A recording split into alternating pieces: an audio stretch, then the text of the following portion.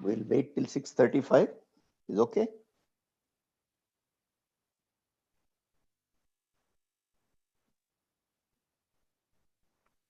Yes, sir.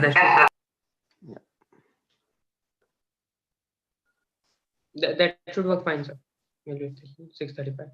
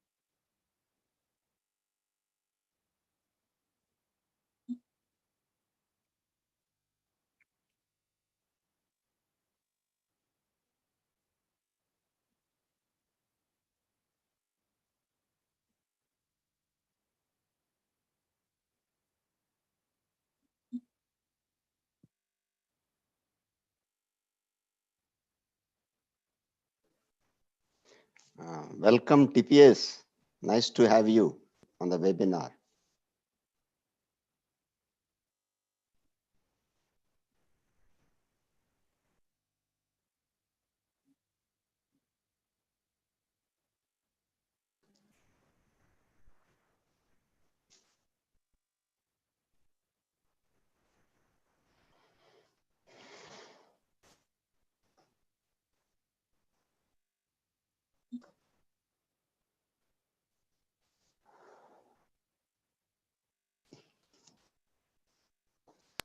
We'll initiate this in next 3 to 4 minutes. Next 3 to 4 minutes. Sorry, your voice is disturbed, breaking. I was mentioning, sir, that we'll initiate this in next 3 to 4 minutes. Yeah, please. We'll start at 6:30 dot. Okay, 6:35 dot. Yeah, sure. You can start with your introduction at 6:35. Yeah.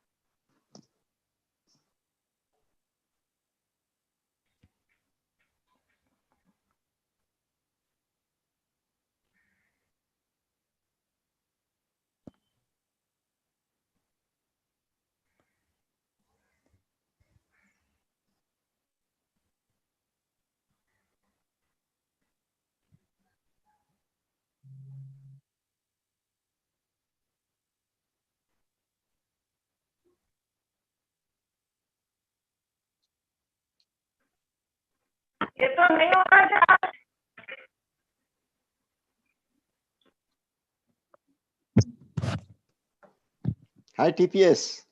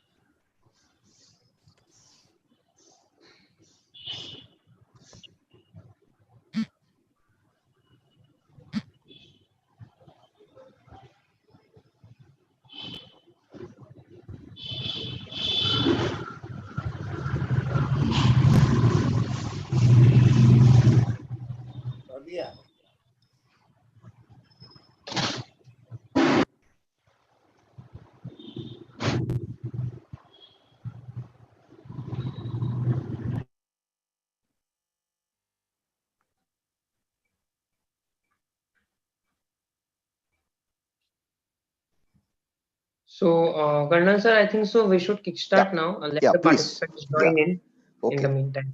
Yeah. Right. So we are live on YouTube as well now, and the recording is being done for this particular session. Fine. So, thanks a lot, Colonel Naidu sir, for joining us here. A very warm welcome. And as everyone is aware, Colonel GHR Naidu has been part of CPO's India Security Series since the beginning and has been sharing a lot of wonderful knowledge and insights and experiences since the beginning with regards to how India's security could be strengthened, as well as creating that sort of awareness around the security infrastructure of the country. So thanks a lot, Colonel Naidu sir, for sharing your experience so far, and definitely we are looking forward to a lot more of experiences from you in the near future. So all the participants here, I would just like to introduce Colonel Naidu sir, and then I'll hand over the mic over to sir. So Colonel GHR Naidu, combat engineer, management and security professional with 46 years experience in the field of combat engineering, chemical, biological, and disaster management. He is a former member of the International Civil Service while working as Chief Chemicals Weapon Inspector for nearly a decade with the Organization for Prohibition of Chemical Weapons, that is OPCW, and is a winner of the Nobel Peace Prize in 2013, the Organization for Prohibition of Chemical Weapons. So Naidu sir is presently the chief consultant with CBRNE Secure India, a knowledge center, a prolific writer and speaker who has participated in various international and domestic conferences on CBRN security, disaster management, and counter explosive issues, and writes articles for journals worldwide on these subjects. So we are very humbled and honored to have a veteran like Colonel GHR Naidu, who is guiding us on this platform. And also we are very honored to have various dignitaries such as Major General TP Malhotra with us, as well as there are few participants that I can see who has been consistent since the initiation of this activity. There is Colonel Ram Athavale sir, G.S. Shetty, Mr. Atul, Prashant Nikam sir, and so many. Thanks a lot for joining in. And I would request Colonel Naidu sir to please take over the mic. Thanks a lot. Thank you, Hardik, for your very kind words. Good evening, gentlemen. I don't see any lady today. Today's episode, number 7 on India Security Series, will give an insight into the disaster management in India. So before we go further to that, I would like to reiterate the objectives of the India Security Series, that is to bring awareness to general public on various security challenges faced by India. Therefore, the presentations are very simple and basic, and not too much of technical or operational details are included. And for those of you who are the disaster management professionals attending this could be a sort of a refresher. Now let's see what is a disaster. You can see it on the screen. You have the tsunami here, you have an earthquake, you have various fire disasters.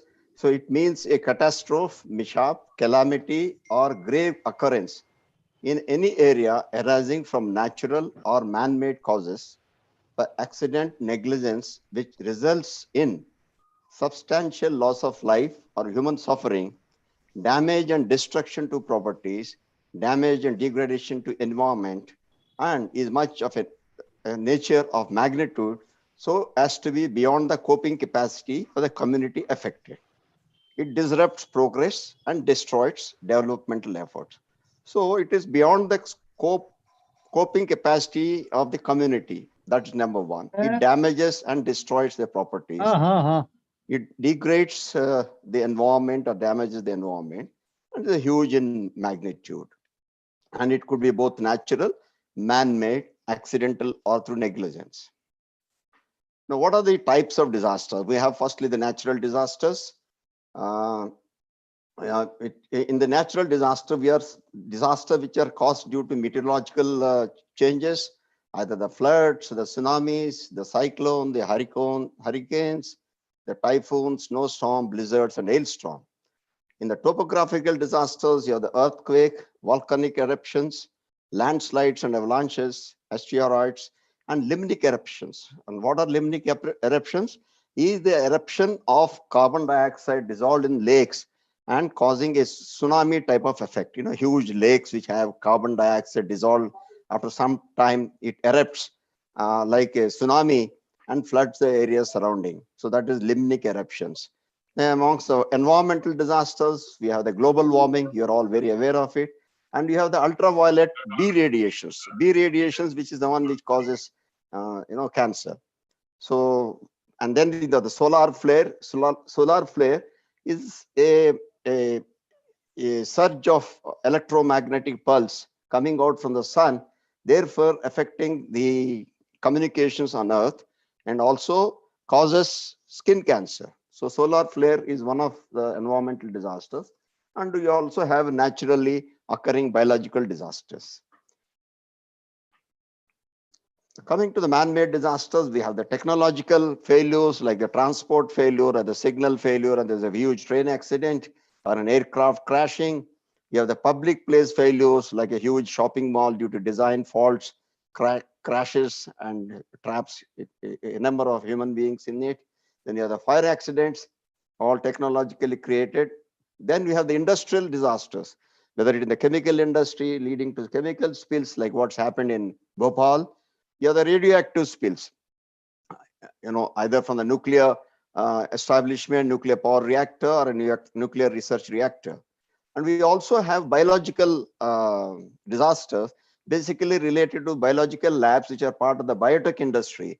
So any leakage of the pathogens, harmful pathogens, would lead to a disaster. And in the warfare, the war, the terrorism, and the biological warfare, it includes the chemical, nuclear, but biological more predominant. So these are the man-made. You see the picture here, the Bhopal disaster, you have the Fukushima radiological leak, and you have here a huge multi-storied building on fire.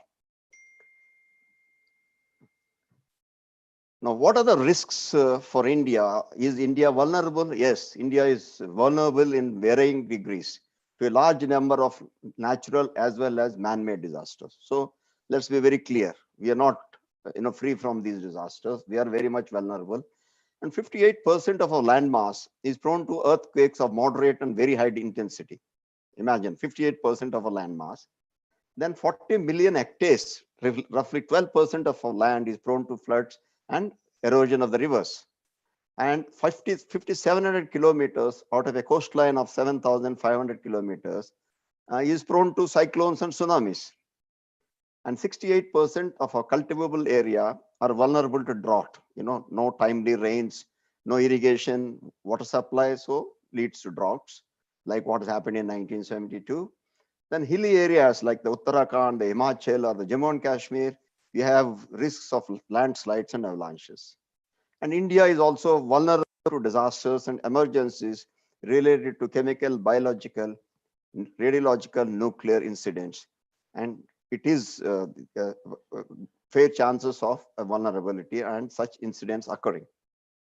Then heightened vulnerabilities to disaster risk can be related, in addition to the above, expanding population, urbanization and industrialization, development within the high risk zones, like you can try and construct a high rise building in a seismic zone, obviously you're inviting trouble, and environmental degradation and the climate.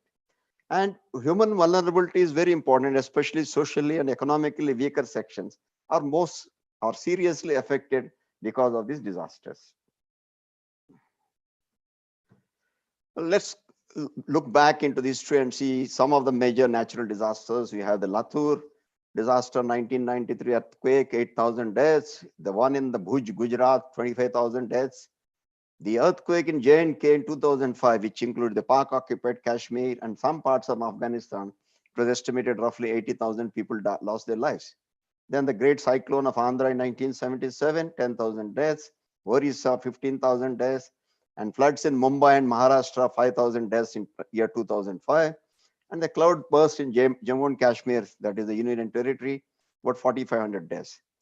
Then you have the Morbi Dam failure, if you recollect, in 1979. The earthen dam at Morbi collapsed and causing roughly about 16,000 deaths. Then the landslide at Malpa on the Mansarovar Yatra route in 1998 led to 420 deaths. And the famous tsunami of 2004 at 21,000 deaths. And deaths, drought in 1972, it affected roughly 32 million people, 330 million people in 1972. So these are the major natural disasters. There are many, but I've highlighted some important things to emphasize that we are indeed vulnerable very much to natural disasters. Then man-made disasters, you have the presently running COVID-19. So far, we lost about 100,000 people till date, in spite of our best efforts. Then the famous Bhopal gas tragedy of 1984, 15,000 deaths. You see this here, Bhopal gas tragedy, the picture out here. And the Mumbai serial train blast or serial blast in 1993, 250 innocent lives lost. And the terror attack in 2008, the Taj Hotel and the other hotels, 282 deaths. Then fireworks in Sivakasi, the famous place in Tamil Nadu, where annually we big firework industry and 130 deaths. And building collapse in Mumbai, 71. So if you see, there are so many, including artificial, like the Godhra train tragedy, people coming and the train were burned to live in a coach was set on fire. So these are the some of the major man-made disasters. Now, what is the approach of the government or the nation towards disaster management? So there is a paradigm shift from earlier, prior to 2005, before the National Disaster Management Act 2005 came into effect. It is to be reactive and relief centric. Now it's been shifted into a very holistic, integrated, proactive approach. So you don't react, you do a proactive thing through prevention, mitigation, preparedness, response, relief, recovery, rehabilitation, and reconstruction. Then try and minimize the loss of life and livelihood of property, therefore conserving all developmental gains. Building strategic partnership at various levels. The very emphasis be given to that. And the disaster management, you have to involve the community. Without the involvement of the community, no plans work. So community-based disaster management at each levels, right from the, they need to be integrated at the policy level, planning level, and the execution level. Then capacity building in all spheres and cooperation with agencies at the national and international level, and multi-sectoral synergy. You see the all been listed out here, and consolidation of past initiatives and best practices. You don't forget what has happened earlier. Try and gain from the past experience, past initiatives, and try and follow the best practices. This is in general the approach of the National Disaster Management as given in the National Disaster Management Policy of 2009. Now, what does a disaster management cycle, when you say disaster management, what does it involve? It's firstly a continuous and integrated process, planning, organizing, coordinating, and implementing measures which are necessary to prevent danger of threat of any disaster. So prevention is the first. Kindly remember these 8-9 steps. First is prevention, then is mitigation or risk reduction of any disaster, of its severity or its consequences. So aim to mitigate the risks or reduce the risk. Then preparedness to deal with disasters. So one has to be prepared well in advance to deal with any type of disasters. Then capacity building, including research and knowledge management. Prompt response, that's important, to any threatening disaster, situation, or disaster. And assessment of the severity and magnitude of effect. That's why you see a lot of central teams, making trips to the states, to carry out an assessment. Then you have the rescue, relief, evacuation, rehabilitation, and reconstruction. They're all self-explanatory. You see here, prevention is the key. Disaster prevention, preparedness, capacity building, and quick response. These are the very fundamentals of disaster management. And these 8 or 9 or 10 or 11 of them are the key to disaster management. Now, what is the disaster management continuum? It's a typical DM continuum compromises 6 elements. In the pre-disaster phase, you have what is the proactive strategy is prevention, mitigation, and preparedness. There are 3 elements. And in the post-disaster phase, you have the response, rehabilitation, recovery, including reconstruction. Now, in between is an incident which occurs, so you provide a very immediate relief, rescue operations. So it is a continuous cycle, and it is a holistic cycle. And this disaster management, a legal and an institutional framework, binds all these elements together. So it can't be independent. You need to have a legal and institutional framework for bringing these elements together or to operate these elements. Now, what is the DM framework in India? At a legal level, we have the Disaster Management Act of 2005, which is applicable all across India. There's nothing like a state subject or a center subject or a concurrent list. It affects and it is applicable all over India. That is important. Then there's a national DM policy of 2009, which gives out the approach, the objectives, and action point required at each level. And then a very comprehensive document called the DM Plan, Disaster Management Plan, evolved in November 2009, a 400-page document. It spells out various actions for various phases of disaster management. By whom, by when, all those very detailed things. That's why it's a 400-page document.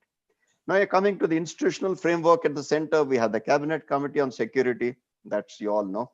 And then we have a National Crisis Management Committee headed by the Cabinet Secretary, and all the service chiefs are there, and a whole lot of people who are involved in various nodal ministries. Those secretaries also form part of the National Crisis Management Committee.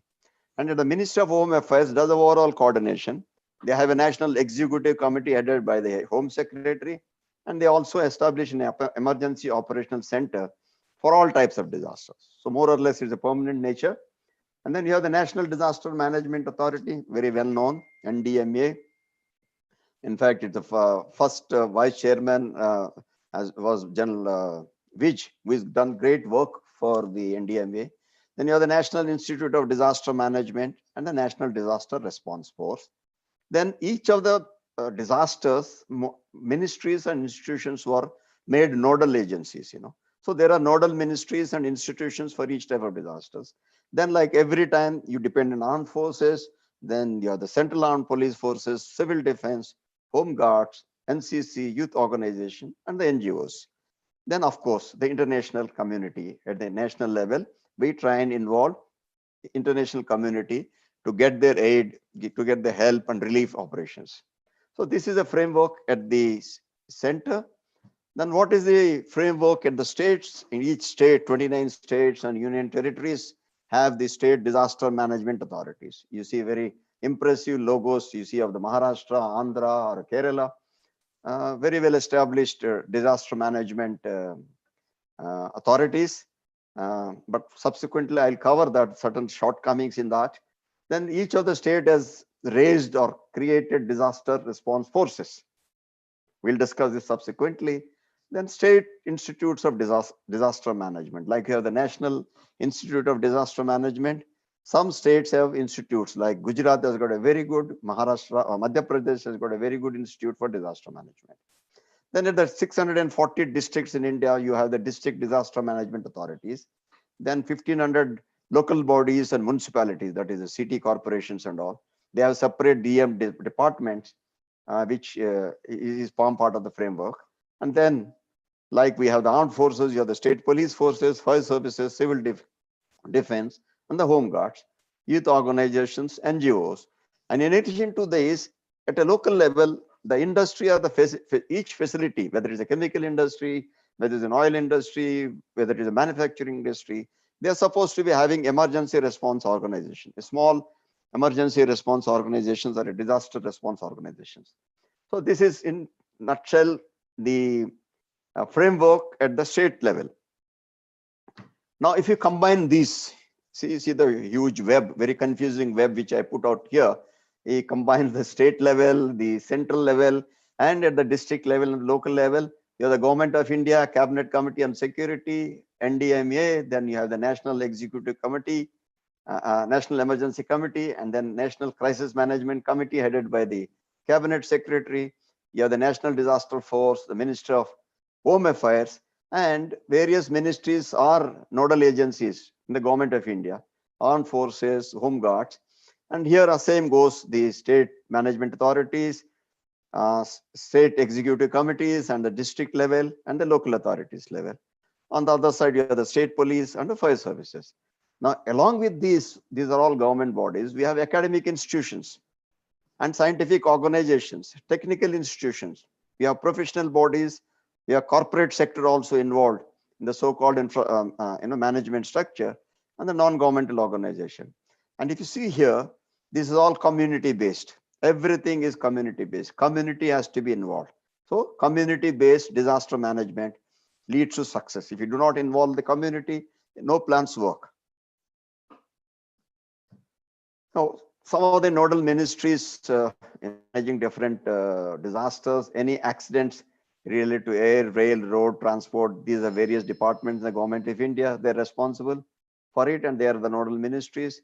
As there's an avalanche, then the Ministry of Defense, assisted by the Border Road Organization, and Snow and Avalanche Study Establishment, which is a DRDO organization at Manali. They are the nodal agency for avalanches. Any biological emergencies like what's happening now, COVID-19 is health ministry, cyclones and tornadoes, earth sciences, drought, hailstorm, cold wave. Sorry, there's a mistake here, spelling mistake. Ministry of Agriculture, earthquakes, earth sciences, floods, Jal Shakti, forest fires, industrial and chemical accidents, environmental and forest, landslides, mines, nuclear and radiological disasters, atomic energy, and any oil spills. Coast Guard, which is part of the Ministry of Defense, is responsible. Is in fact a nodal agency. So the national level, these are the nodal agencies. Accordingly, at the state level, the State Disaster Management Authority incorporates various departments and ministries at the state level would be nodal agencies at a state level. Now, we have certain limitations on this National Disaster Response Force and State Disaster Response Force. Now, we have presented 12 NDRF battalions. I've shown you the locations, 12 of them. And there are another 4 battalions under raising who should be functional within next 6 to 8 months time. But even 16 battalions, to my mind, is a very small amount for a country like India. We're going to discuss it in the next slide. Same goes for NDRF, State Disaster Response Forces also. So you see the location of this. Now see this guy, 10th Battalion, looking after whole of Karnataka, Telangana, Andhra. Rajasthan and Gujarat looked after by 6th Battalion. So it's not fair, expect them to be responding very quickly to this. Now, what are the limitations? Firstly, NDRF is grossly inadequate in strength for a country the size of India. I did mention it to you earlier. So we need at least 36 to 40 battalions located all over to very speedily respond to any disasters. Then area of responsibilities for NDRF is very huge. The map would indicate. And there is no continuity of the members within the force because these were raised, from few battalions of BSF, CRPF, and Central Armed Police Forces.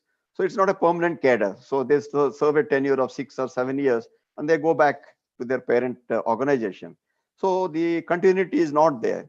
Therefore, experience gained by members is lost because they revert back to the parent cadre.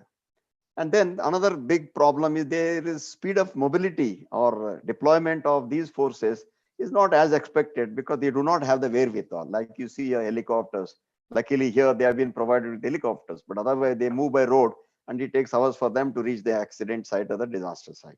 So lack of speedy mobility and inadequate rescue and communication equipment. It is everywhere, whether it is army, any organization, government, nothing is adequate. It is inadequate, both, especially the communication equipment.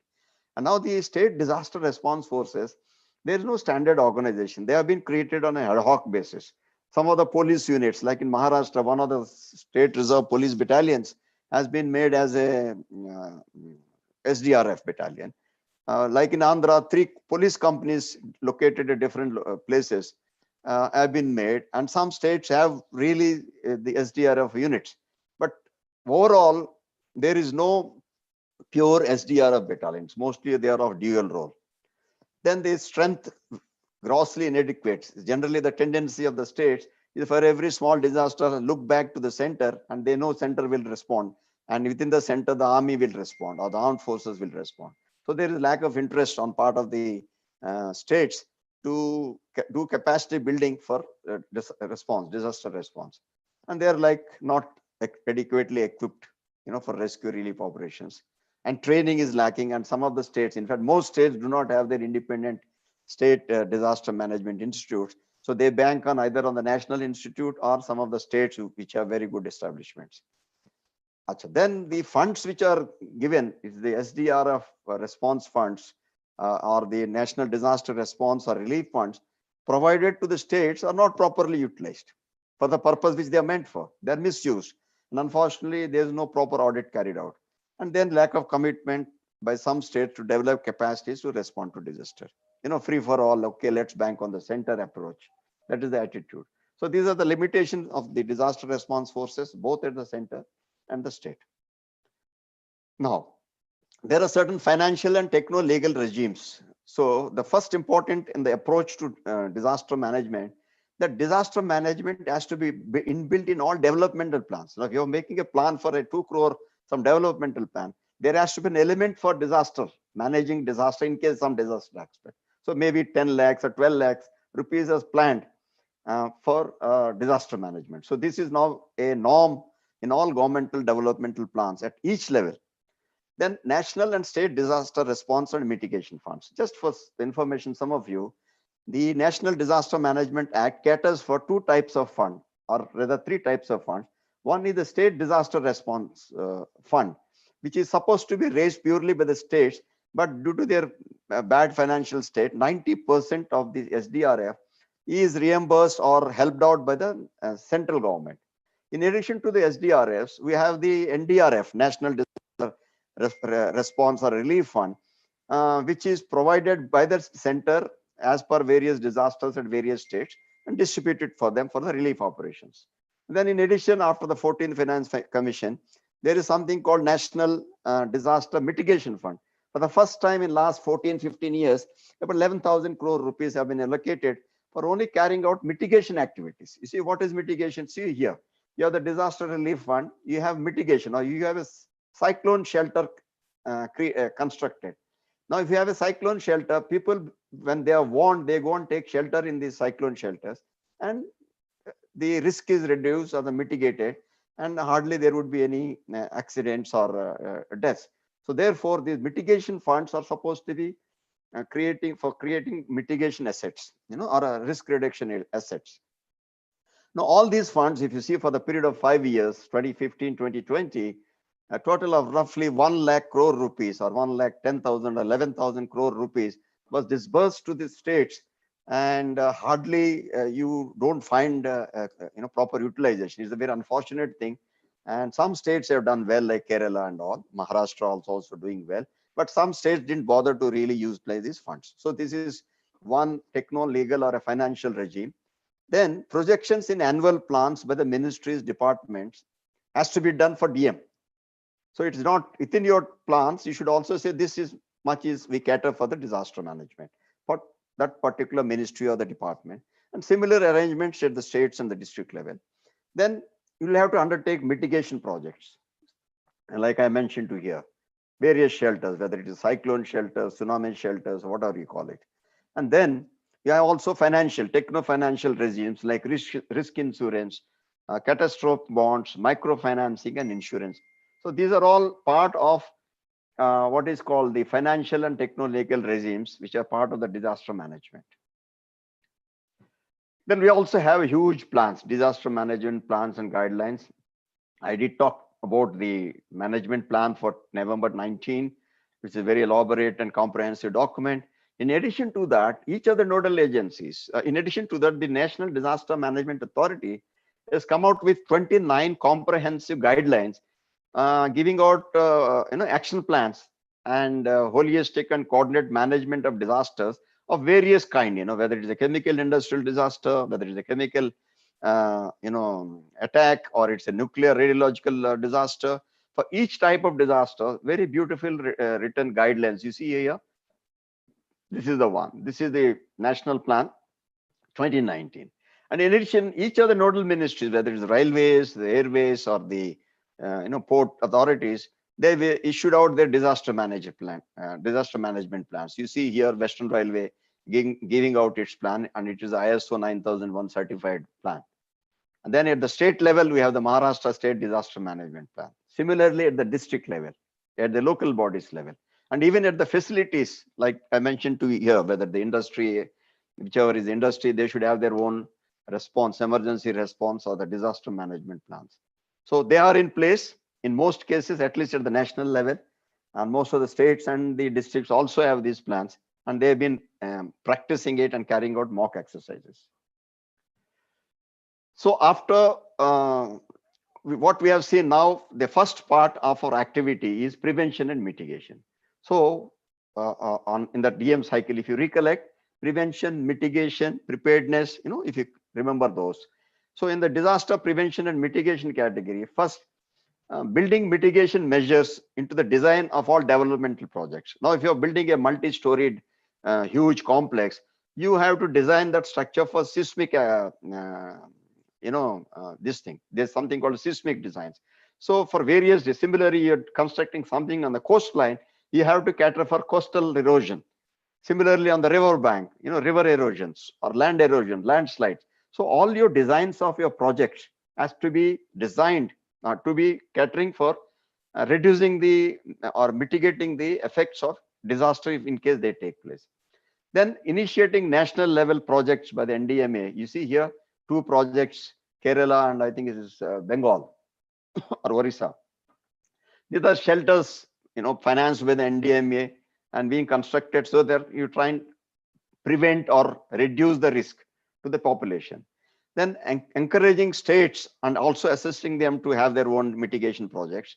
Then indigenous knowledge. This is a very important thing. People over the years, like you go to a coastal village in Andhra Pradesh, they have been seeing cyclones year after the year. So they have a lot of indigenous knowledge, what type of mechanisms, how they take shelters. So you must, as a preventive mitigation measure, should utilize this indigenous knowledge and also try and protect heritage structures. That is in a part of a prevention and mitigation.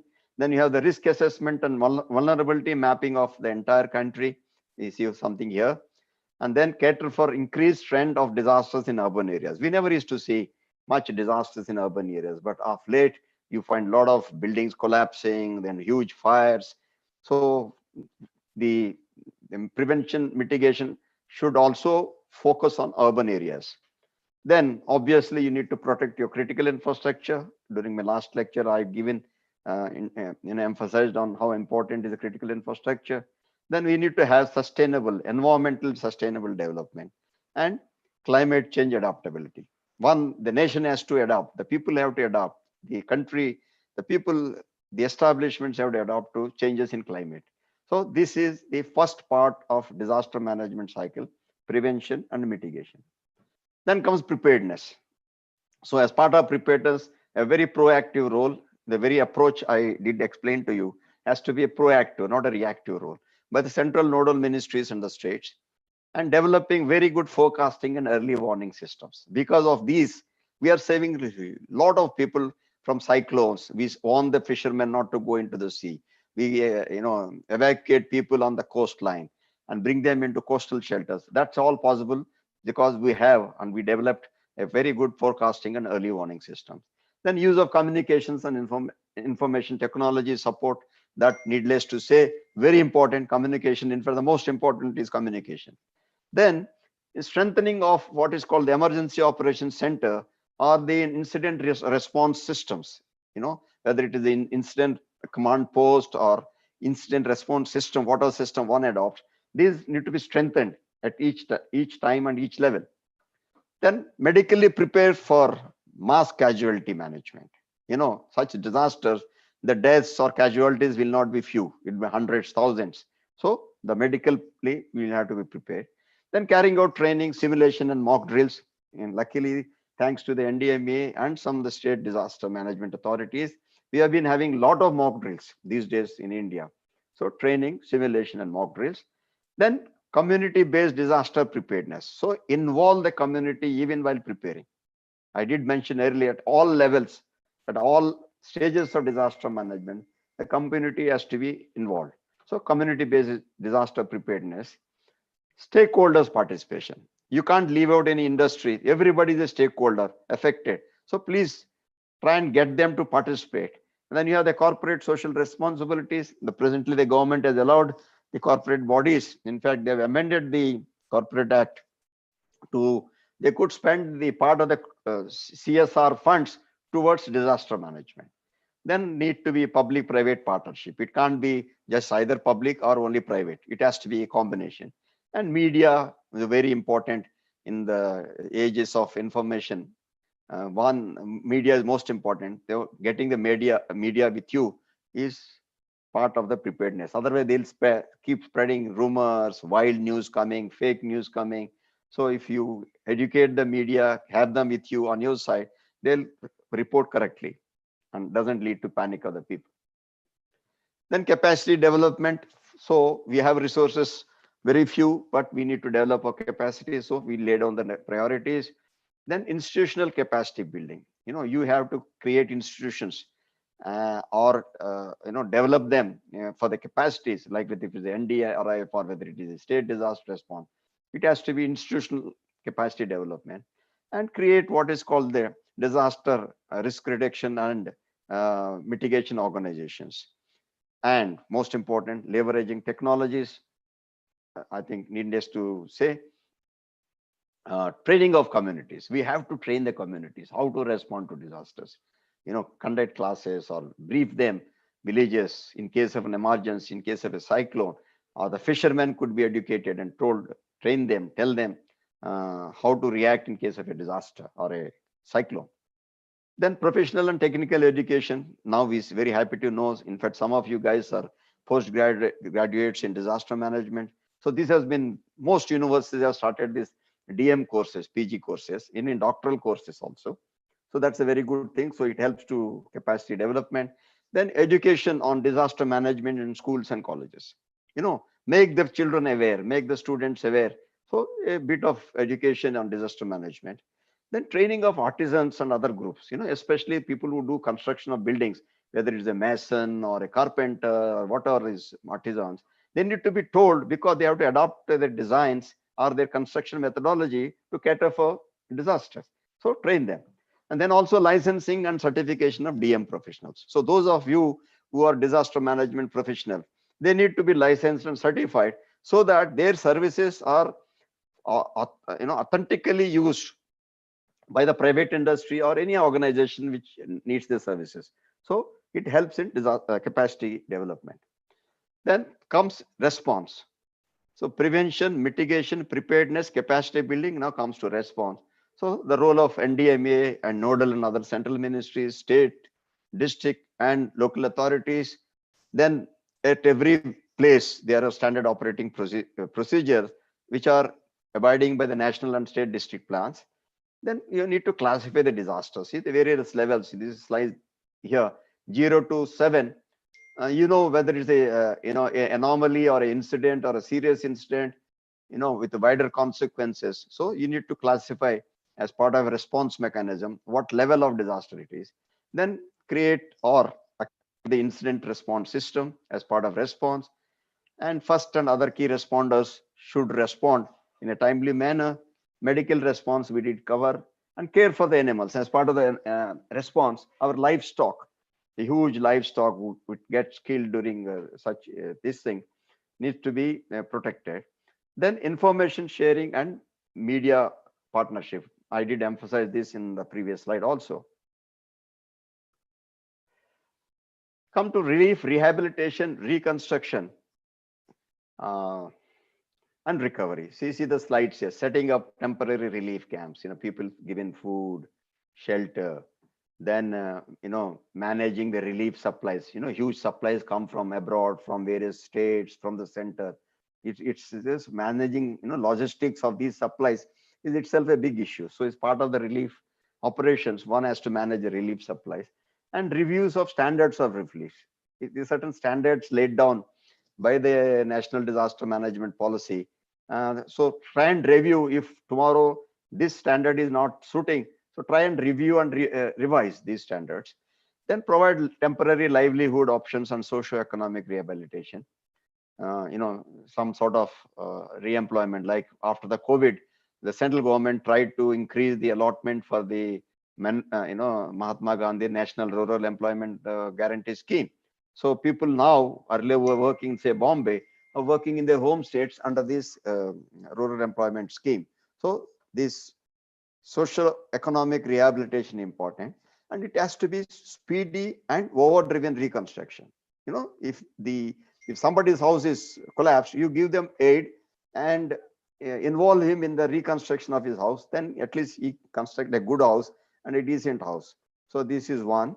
Then linking recovery with safe development. So even when you try and rehabilitate and try and recover, but it has to be a safe development. It can't be a haphazard development as knee-jerk reaction, kuch bhi bana ke make something and then finish off with that. And then try and restore livelihood. This is there. And hopefully the last slide, the knowledge management, research and development is a very important aspect. So synergetic application of science and technology. Science and technology does wonders to solve our problems. So please apply synergetically the uh, science and technology, and set up knowledge institutions, exclusively for disasters. You set up institutions with knowledge, carrying out research and bring out solutions. So setting of national, knowledge institution is part of this research and development. Then once you get knowledge, try and disseminate through information and communication technology. So use the communication. So if you have knowledge, if you don't share it, there's no use of your knowledge which you don't share. Through indigenous technical knowledge, India Disaster Resource Network, there's something here. Then knowledge network, and then documentation of best practices and research institutional arrangements. So these are all forming part of so-called knowledge management and research and development. Now, just to recapitulate, so we have prevention, mitigation, we have preparedness, we have capacity building, we have response, we have rescue, relief, recovery includes, rehabilitation. So these are the major elements of disaster management. So this I covered it in a very, as part of an insight, I have not gone into details of each of those things. This is, like I mentioned to you, the objectives of this security series, just to bring in awareness. I'm not to make any specialist out of this lecture. Okay. Now coming to the end, thank you very much. We meet in the next episode, which is on India's cyber security, and try and assess the status. What is its status as of date? So I'd like to invite you all for this. So far, so good. And thank you very much for your patience and your understanding. So I've finished and I'm open to any questions.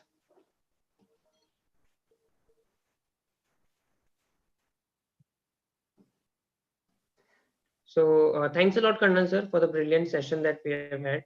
So we have got few questions Yes, in the chat section mentioned by. I would request GS Shetty ji, if he's available, he could okay. unmute himself.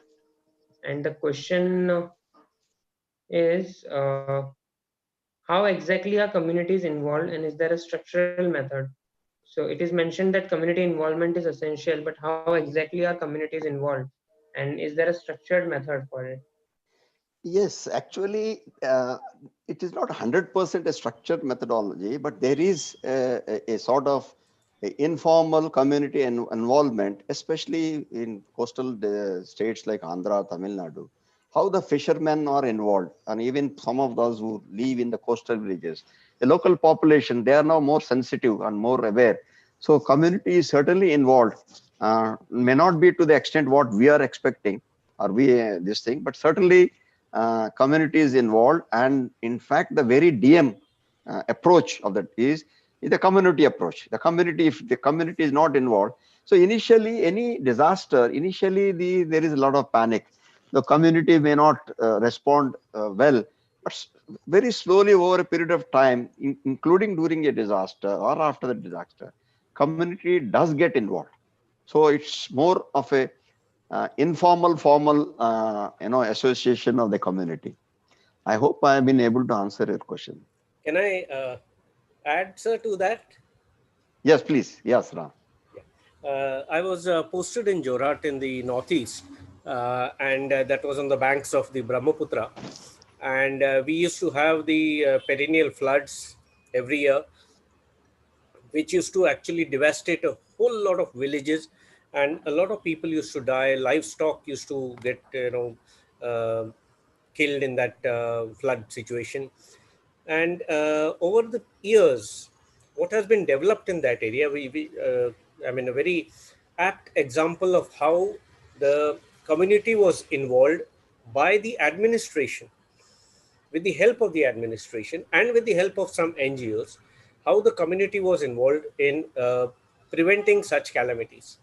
Now, the flood is something which is a natural occurrence which you can't, stop.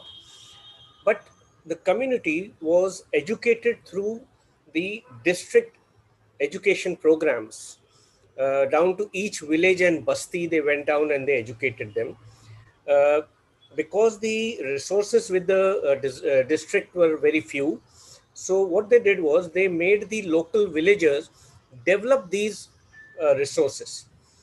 They used old cans, plastic cans and barrels and things like that to make rafts.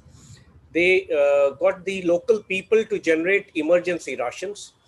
In fact, there were village ladies who were stitching life jackets for people to float or save themselves when the flood situation occurs.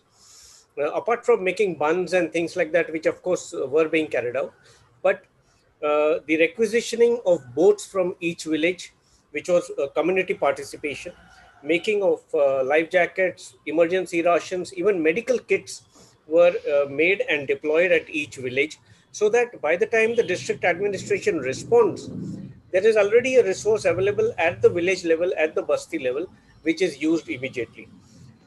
They raised this whole thing to a different level when they made barricades on higher ground to herd animals from Kaziranga National Park into these barricades on the higher ground to save them from the flood waters. So this community participation was to that extent that not only extended to humans, but also extended to the animals from the Kaziranga National Park.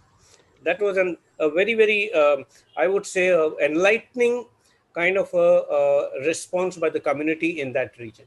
Thank you so much. Thank you, Ram, for your information. Does it answer a question, Ayappa?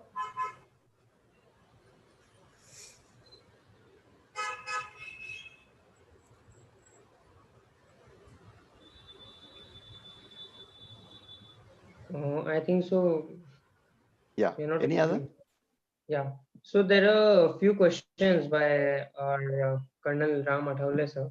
So, Okay. Colonel sir, would you like to They're ask? not really questions. I would just like to hear Sir elaborate on those aspects, Yeah, yeah, so that for the knowledge of everyone else. exactly. That's true.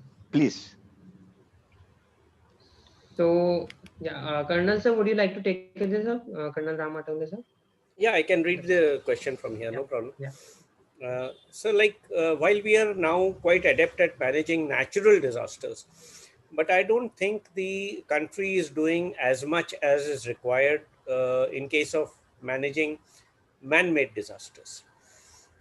In fact, the NDMA really doesn't have specific divisions like they have for various types of natural disasters, but they don't have that kind of a capacity developed at the headquarters level or at the authority level for man-made disasters. Most of the things which are being done are done by ad hoc consultants who are there. So I will club this in the sense uh, with my question number three, that do you feel we should do more or towards managing of man-made disasters, and then do you feel that the NDMA and the SDMAs in turn need to be restructured or revised or revamped to also start focusing on these, because there have been a huge amount of man-made disasters which are taking place in our country. Okay. Thank you, Ram. Just to answer you, while the natural disasters are predictable, the man-made disasters are not predictable. It's when human mind, because natural disaster, we know when the floods are going to come, monsoons, and we get the warnings, cyclones, we get the warnings. May not be the earthquakes, but most natural disasters. So things which are predictable, so we are prepared for it. But unfortunately, the man-made disasters, they're mostly unpredictable. And though we have certain examples of chemical disasters, we should, at least I can talk about CBRN, chemical biological disasters.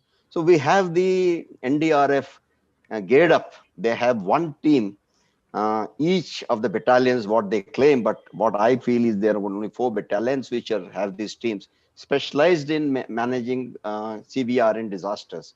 So similarly, say for example, a train accident, caused, or a train bombing caused, or something like that.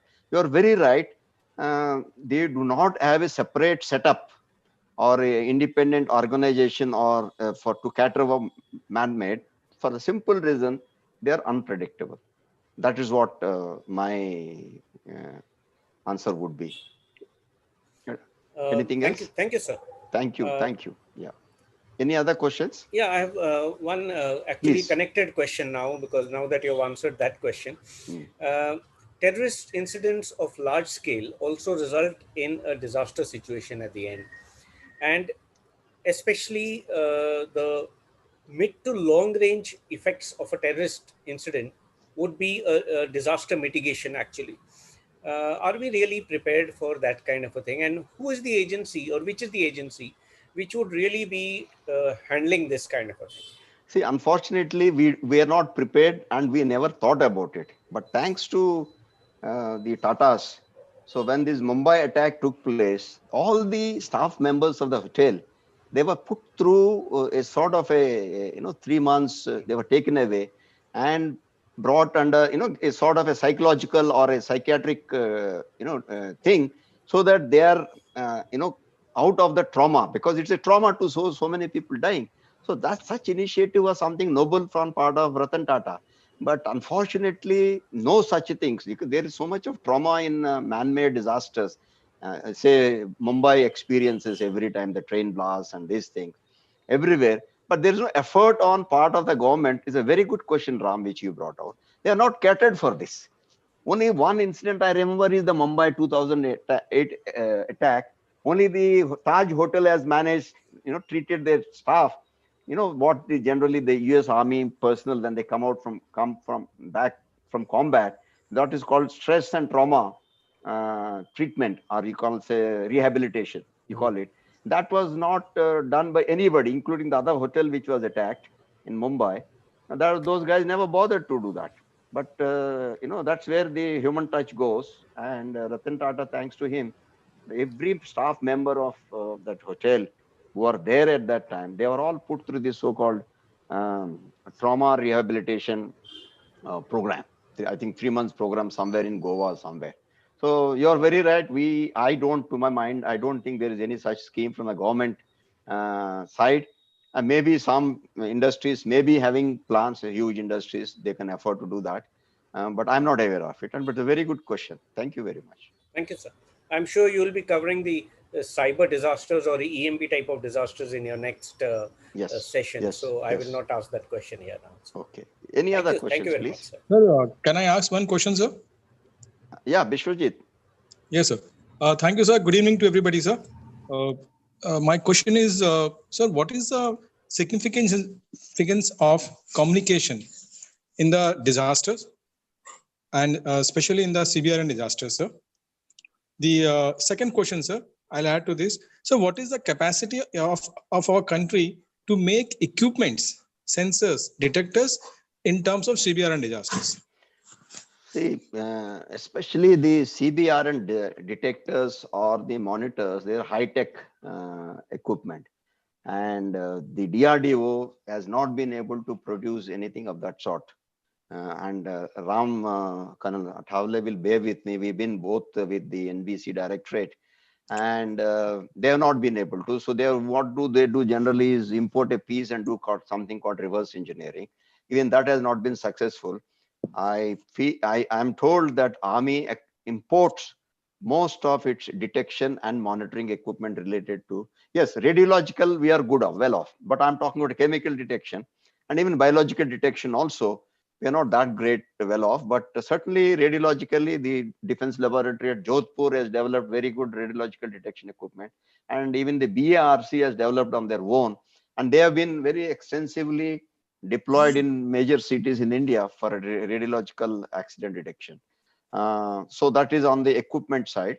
Your other first part of your question was on communications. And if as far as the armed forces are concerned, we are well off in our communications when we are deployed for disaster response or relief. And also the NDRF is adequately, not adequately, reasonably well equipped, though I did bring out the inadequacies. And I'm not very sure of the state disaster response.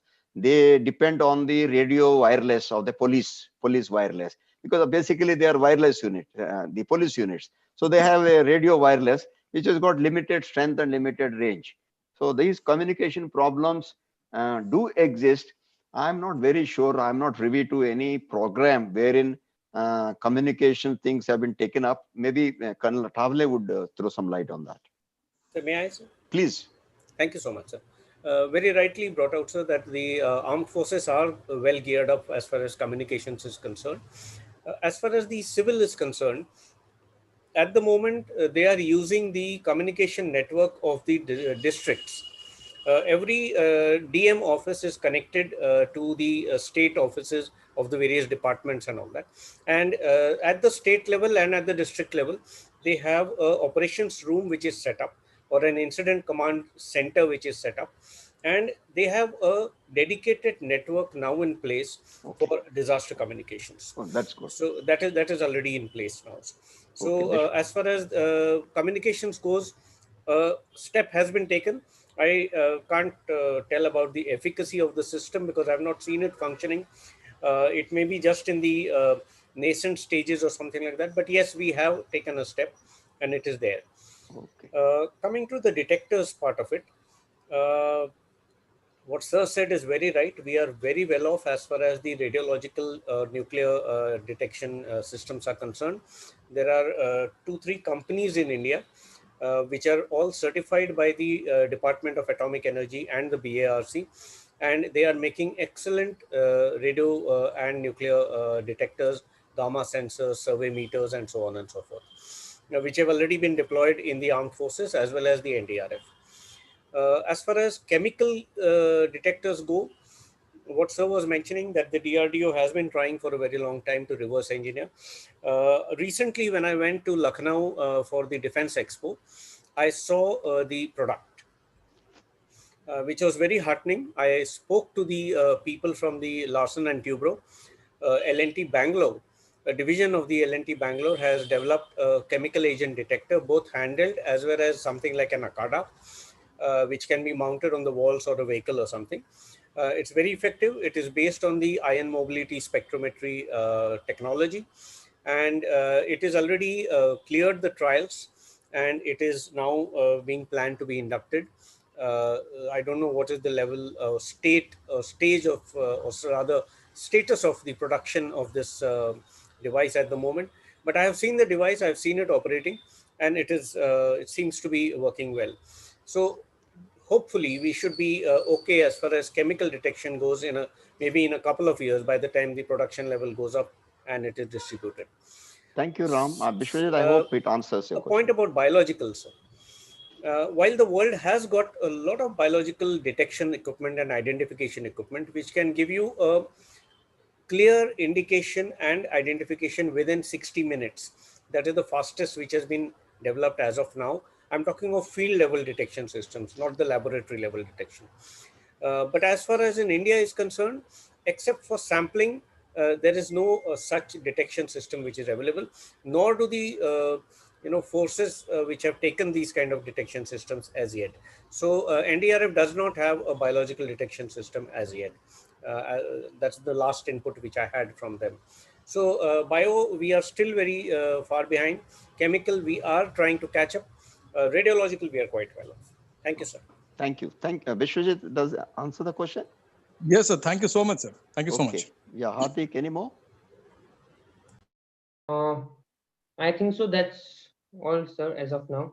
Anyone else would like to ask anything?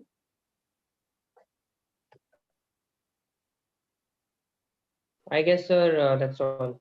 Okay, thank you all, gentlemen, for your patience and this thing. Everyone. I'd like to thank Hardik and Ashwin and his team for the great support. Just wanted to add one more thing, sir, over here, if I may.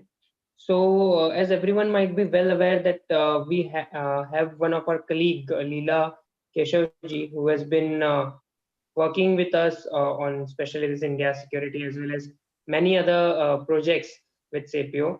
But unfortunately, she is critically ill since last 2 days, and would request everyone from the team to pray for her speedy recovery, so that we can see her again very soon, and we can have a much more interactive discussion with her. So, yes, we certainly pray for her. We will miss her today. Yeah. Thank you. Thank you Thank all. you, Thank you, gentlemen. Karnan. Thank you, Hardik. Thank you very much. Bye.